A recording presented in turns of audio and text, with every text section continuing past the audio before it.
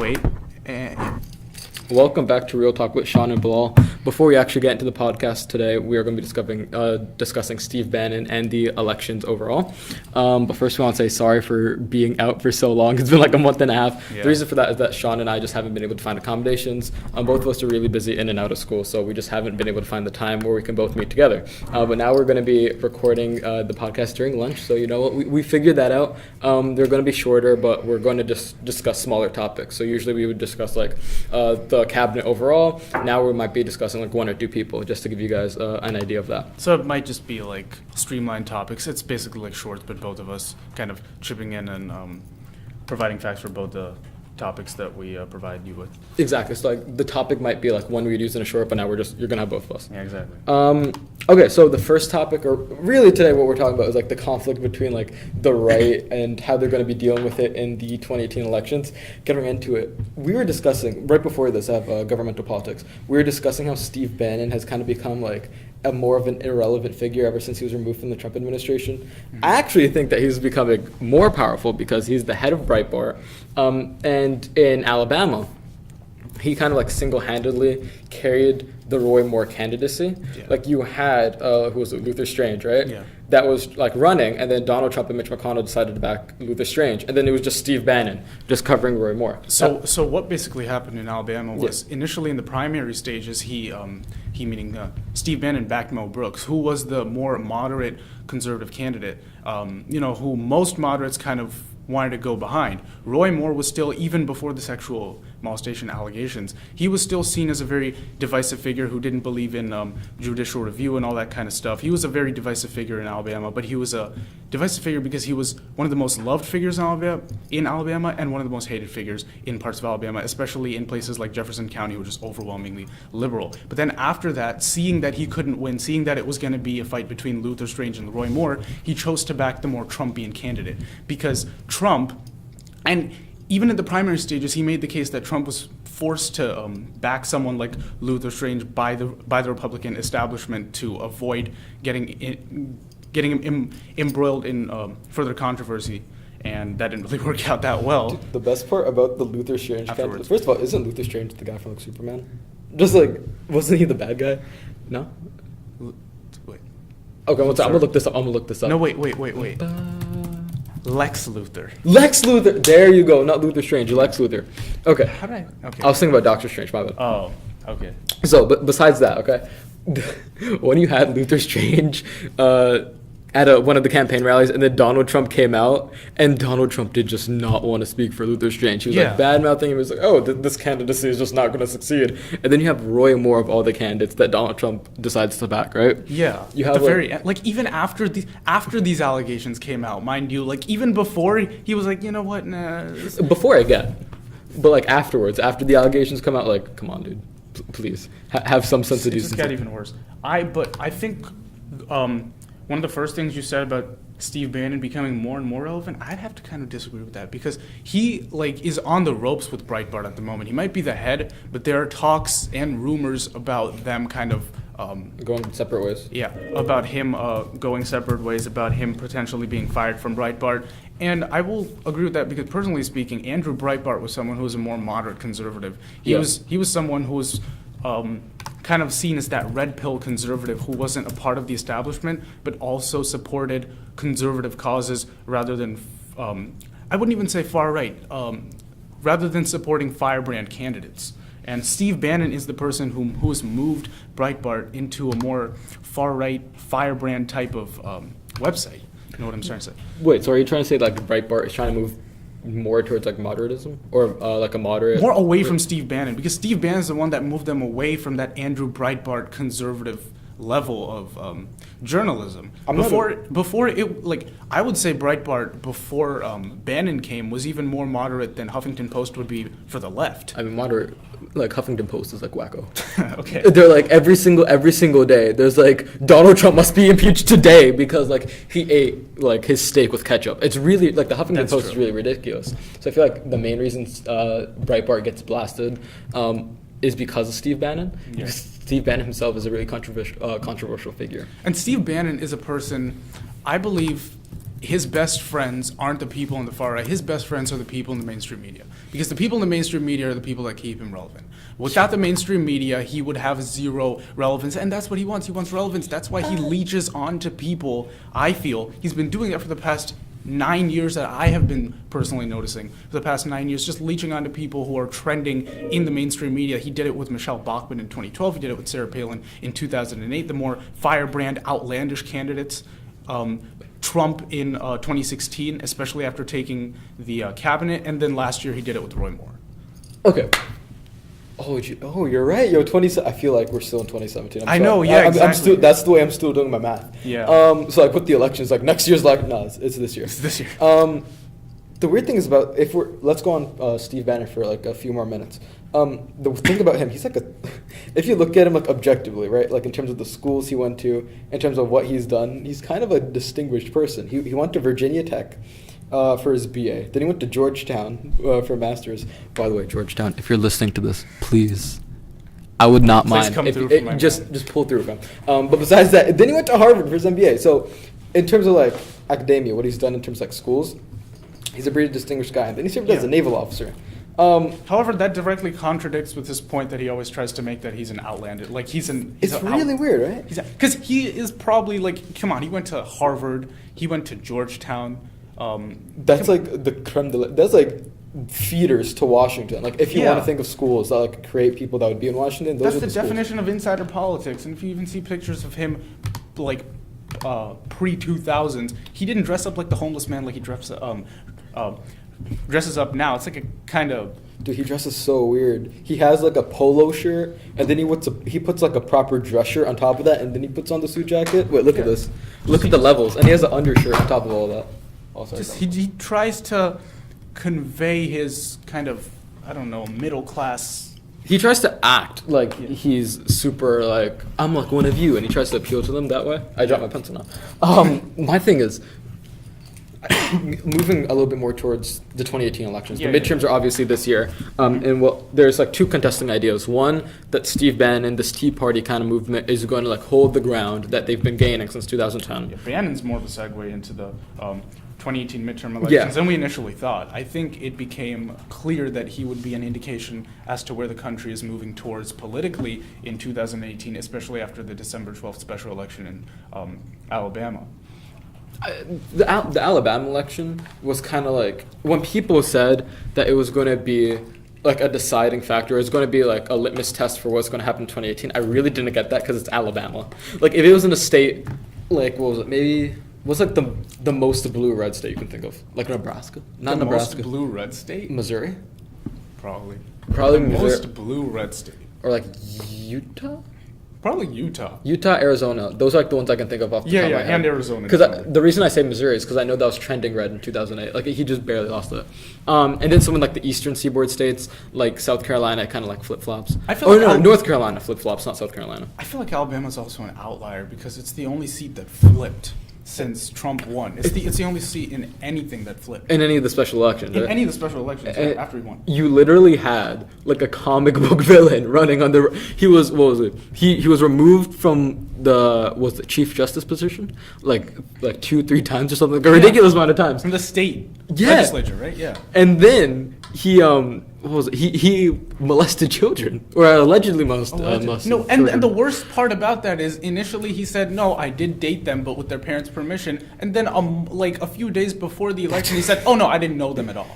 So like, how are you going to, it's like, no, I did not hit her. Your story, it's super sus. It's super sus. I did not hit her. It's not true. I took bullshit. I did not hit her. I did not. Oh, hi, Mark.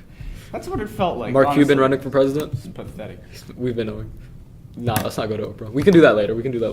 Oh my god. I'd rather not. But okay, now we are.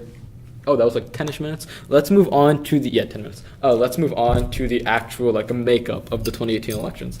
So just to give you guys some context for what happened in 2010, I'm going to drop some numbers. So what was it? 63 houses, just 63 seats in the House in 2010.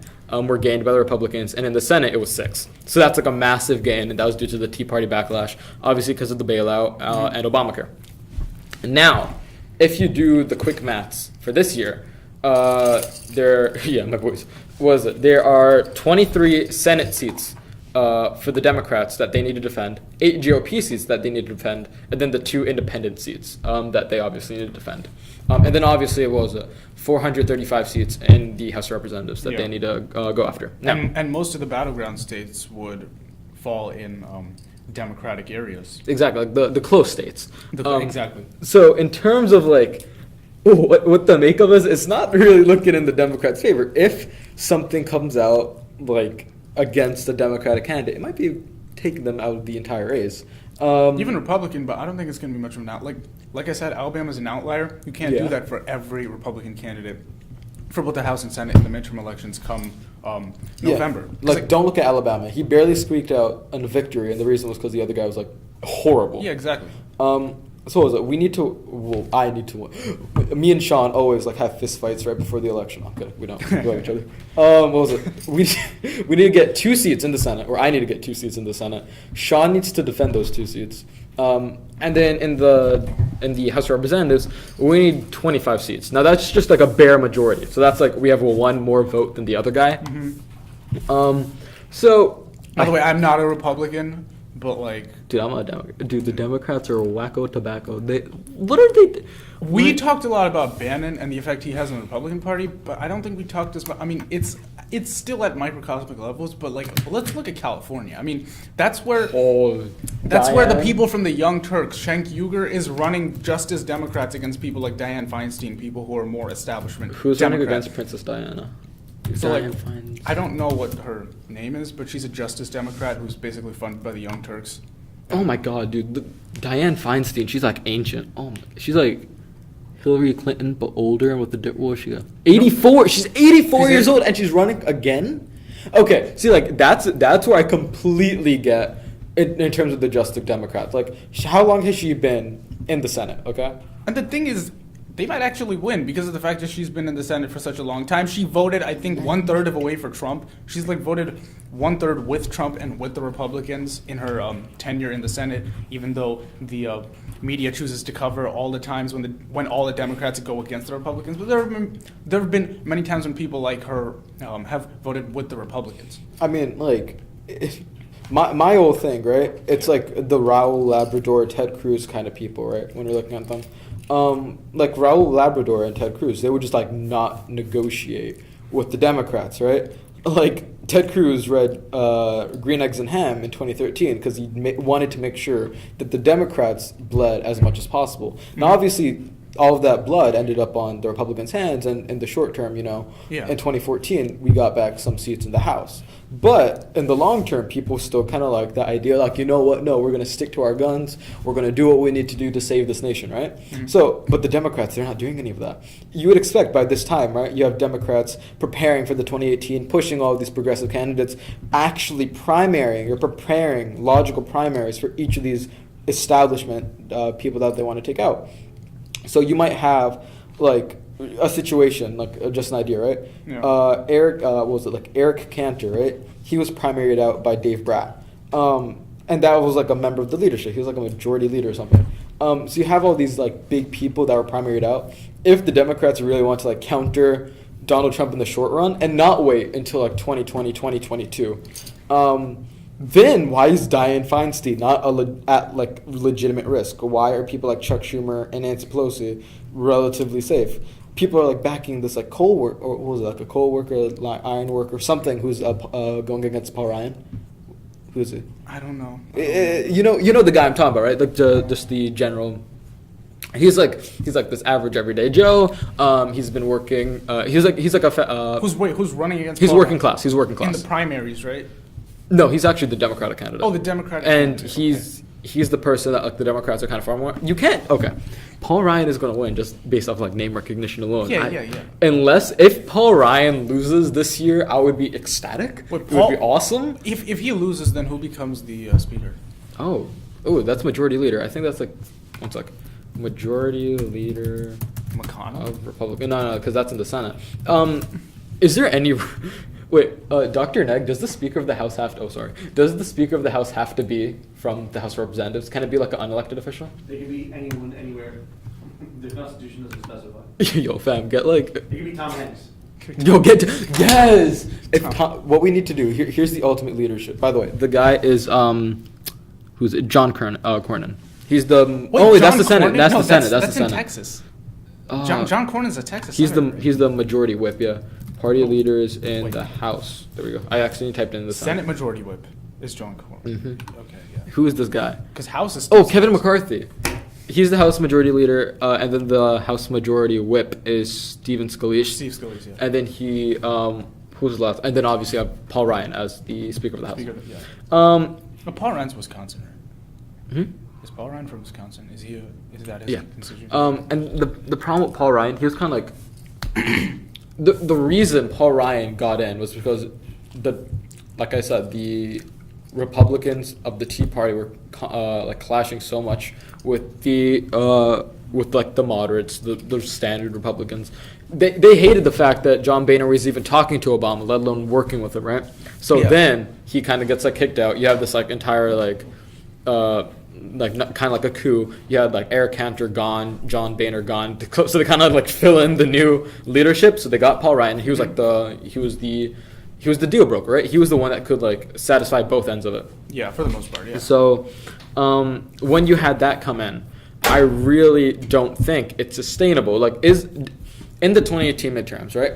In the Senate, we need 2 seats, and there's what was it? 33 up for grabs, right? Yeah. And we get 2 Senate seats, possibly. Let's assume we do, okay? Let's assume we get 51 votes in the Senate, because right now it's at 51. Let's say we get 49 votes in the Senate. We get that. How to get 23 seats in the House of Representatives in a year like 2010, okay, or 1994. I think 1994 is even a better example because it wasn't massive bills passed. It was just the Republicans on their own. Yeah. In 1994, when you had Newt Gingrich, right, with the Republican Revolution. The Gingrich Revolution. The Gingrich Revolution, yeah. That's what basically started this overall trend of filibustering, congressional divisiveness, not a lot of bills passing, a lot of partisanship in Congress overall. So Newt Gingrich, he saw that Bill Clinton Bill Clinton said, "I did not have sexual relations with that woman," and then they just latched onto it. He wasn't even under oath, I think. Was he under? I don't think so. But just in general, he said that I haven't broken line. Yeah, Gingrich used Clinton's moral depravity to his favor and to the Republicans' favor. It's this guy's immoral, but the Republicans have always stood up for good morals. And it kind of played in his favor because in the 90s, especially in the wake of the whole Monica Lewinsky scandal, there were a lot of Democratic outlets, there were a lot of people in magazines and Clinton backers, Democratic backers overall, liberals overall, I think that's a better term. They were all saying, I'll personally I'll fillet him. I'll fillet Bill Clinton as long as he passes abortion bills or something like that, as long as he passes his Democratic agenda. Here's what it comes down to, right? I completely agree with what you mean, but I feel nowadays people aren't looking at ideologically, right? They're not looking at what does this guy stand for? What does that guy stand for? It's it's whether they have a D or R next to them. Exactly. If you're associated with R, you're associated with Donald Trump. If you have a D, you're associated with just the Democrats don't even have a brand, just anti-Trump. So I think that's one of the main problems of the Democratic Party right now. They're not a Democratic Party. They're an anti-Republican party. They're an anti-Trumpian party. That's why I don't think they're going to be able to get enough seats. They might get 20. I don't think they're getting 25 or whatever. It didn't work for Hillary. And even when her advisor said, talk about trade, talk about women's rights and stuff like that. When you talk in moderate terms after someone like Trump moves the Overton circle of moderateness all the way to the right, no one's going to want to listen to you. And you can't just keep, and 98% of her shtick back in the 2016 election cycle was just Trump is this, Trump is that, Trump is this, not any of her policies, because she knows that being too moderate would not resonate with the public as much. That sentiment is exactly what's going on this year. Exactly. They have not learned. I'm not a Democrat, but I associate with the Democrats. I want to start getting involved in stuff like Our Revolution, Brand New Congress, and stuff like that, which obviously they left. They're branches of the Bernie Sanders campaign. They broke off from that. So when you have your entire campaign based against how bad the other guy is, it puts more focus on the other guy. Yeah, exactly. The reason that worked in Alabama with Doug Jones is because Doug Jones has nice credentials to boot, and he didn't focus primarily on that. There's a first transgender elected to like the Virginia Senate. Danica Rome. Yes, exactly. Danica Rome, and I think she ran against the person who was like the most openly homophobic, openly transphobic Exactly. person in that country. And what happened? She won because she talked policy. She said, Yeah. "Oh, I want to rebuild the infrastructure in this area. I want to actually push for change." She had ideas, and people said, "You know what? Screw everything else. Let's focus on this." Exactly. When you say that the Republicans are like divisive, and when you're saying that the Republicans are racist, and when you're saying that the Republicans are, not economically sound in their policies, Yeah. the word that comes out most in all three of those sentences is Republicans. They're going to focus more on the Republicans. Yeah. So And then slowly they'll find out that all these things are just moral policing. It may not necessarily be true. I mean, that's how I got swayed into leaving the left. You can't go completely against the other guy, because then it just says, what's the other guy thinking? And Yeah. then when they turn back to you, it's like, oh, this guy's kind of okay. What do you have to offer? They're like, I have no idea. Like, for example, what's this? I still don't know where Chuck Schumer and Nancy Pelosi stand on. I'm a liberal, okay? I'm going to admit that. Yeah. I've read Guide to Political Revolution. I didn't agree with everything, but I agreed with like 75% of what was in it. I really agree with Bernie Sanders' platform overall, if you look at it in summation. Now, I still don't know where Chuck. I'm just going to refer to them as the leadership now. Yeah. I still don't know where the leadership, because I just don't like the term establishment. I just don't like it anymore. I still don't get where the leadership stands on the $15 minimum wage. I still don't get where they stand on healthcare, on immigration, on all of that, on all of the big issues, right? On economic policies. Are you still neoliberal? Are you still like a third way New Democrat? Or are you going to be like shifting gradually to the left, or just, stick to your guns, just do what you've been doing? Yeah. I still don't know where they stand. And so when I look at Mitch McConnell and I look at Paul Ryan, at least they're proper thought leaders, right? Mitch McConnell, he's able to whip votes, so that's fine with him. You have people like the big names, obviously. You can't say them enough. Ted Cruz, Newt Gingrich. Mike Huckabee, if you could name off any other thought leaders, like the big people in the party that like actually like guide the policy, and then they have a proper platform. Like, I know where Republicans stand on the minimum wage. I know where they stand on unions. I know where they stand on workers' rights, on healthcare, exactly, on infrastructure. I get all of that, so it makes it easier to, from my perspective, it might be easier to attack, but it's also far easier to defend.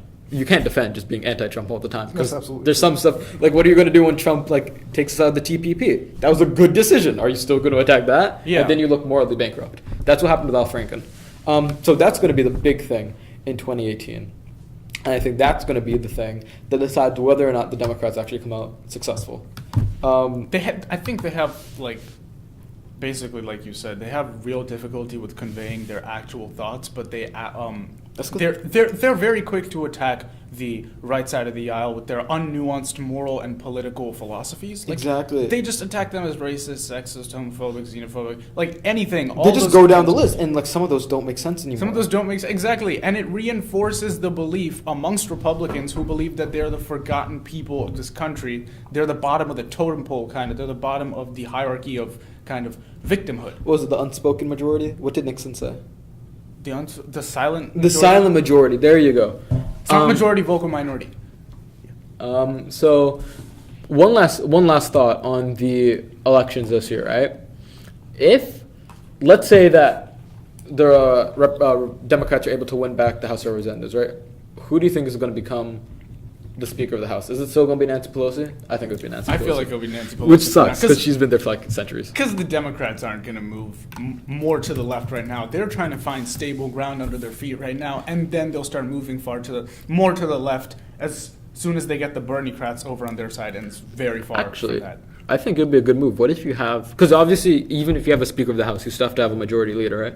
What do you think it would be like if you had What about Kamala Harris? Kamala Harris? That's actually not a bad decision. You could have someone like Kamala Harris, Nancy Pelosi kind of in the leadership. I think Kamala Harris would actually be a good way to transition from like straight up Nancy Pelosi. Ideally, right? I think that's what the Democrats would want. What I if- think they're still going to go with Pelosi just to stay safe for now. Just That's as a true. bearish deal, they're not going to go bullish right now. Who are some other representatives that would be notable? Because off the top of my head, I'm only thinking of senators. Yeah. But because you don't. Tulsi Gabbard, no, she's no. Um, She's too much of a Bernie supporter, and plus she gets disregarded by pretty much everyone in both the media and the Democratic establishment. Dude, All I can say, okay. I'm just gonna wrap this up. So because lunch is kind of over for us. Yep. I just want to say that this election, once again, it's going to decide what happens to Donald Trump's administration. If Democrats even get a slight majority, it's going to put his entire administration at risk. But at the end of the day, you can't have this election, this 2018 election, whether you be looking at what Steve Bannon is influencing or what is being primaried. You can't just look at it in terms of, is this what we want for the Donald Trump administration? It's what we want for America going forward. I feel like depending on what way the media chooses to treat this election, I feel like this midterm election is either going to be a referendum on Trump or a referendum on the media. And with that, we're probably going to, right now, we're going to finish this podcast because lunch is about to end. You'll probably hear a bell in about a couple seconds. So we thank you all for tuning in to our first podcast together in about a month or two. In a year. In a year, exactly. Good joke. That's a great way to get started with the year, our first podcast this year, and it turned out to be a very concise one. It turned out to be a great one. Thank you, and we hope you tune in to hopefully the day after tomorrow when we'll probably, or within the next 2 weeks. So Yeah. these are definitely going to be pumped out at a more rapid rate. Oh yeah, definitely. We're not going to wait for a month before we pump out the next one. So thank you, ladies and gentlemen, and peace.